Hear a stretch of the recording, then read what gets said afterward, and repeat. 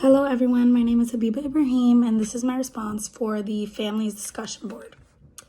So, when communicating with diverse language speaking families, it's crucial to consider their level of understanding of the English language or whatever language it is that's being spoken. You have to consider to what extent do they understand English and will they even need an interpreter, and if you can provide one to do so. It is important to have visual aids ready at hand for parents because they might need assistance in understanding, and these aids can be useful in helping them understand when there's a language barrier, as it can represent certain things and give context clues, as well as serve as a guide maybe to help them follow. It's important to ensure that the family feels welcomed and appreciated when holding a conference, and to make sure that you thank the family for their time and their dedication, because not only is the teacher taking time out of her day, but also the parents to come and sit down and to discuss things with you. You should demonstrate an understanding of cultural awareness throughout the classroom and your actions as a teacher when dealing with diverse families. Before a meeting, have appropriate different cultures represented throughout the classroom, whether it be posting different languages or posters of different people from all around the world. You should also do research or read up before a meeting on the family's culture and see what their norms are and what cultural differences they may be, so that way you can better facilitate the meeting. This can affect child's performance, so it's important to understand these cultural barriers and how to overcome them, while also being respectful and sensitive to the topic, while being accepting of the differences.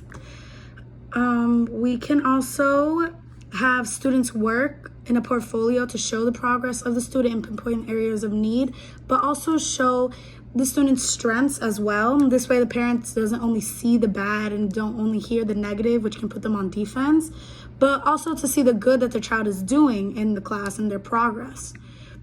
For my conference, my two hypothetical families are one primarily Spanish-speaking family that came from Puerto Rico. Their child has been struggling behaviorally in my class, showing a disruptive behavior that but they have thus far kept their grades up. So with a conference with these parents, as a Spanish speaker, I would conduct my conference in Spanish to better facilitate and communicate with the parents the proper information and what we can do, what solutions, maybe what different things we can do to help overcome this challenge. A strategy I would use would be sharing access to different technologies with parents, such as Class Dojo, which we had talked about. I don't remember if it was this class or a previous class.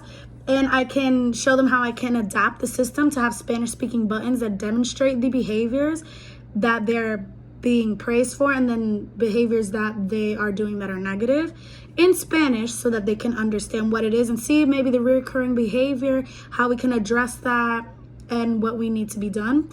I can also have a portfolio on hand to show them just how bright their child is and how, with their assistance and maintaining and reinforcing appropriate school behavior, the child can further succeed, not just academically, but socially too.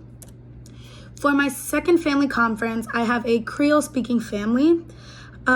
This child is he's very social, does very well in a social setting, but seemed to display a challenge and be struggling in reading.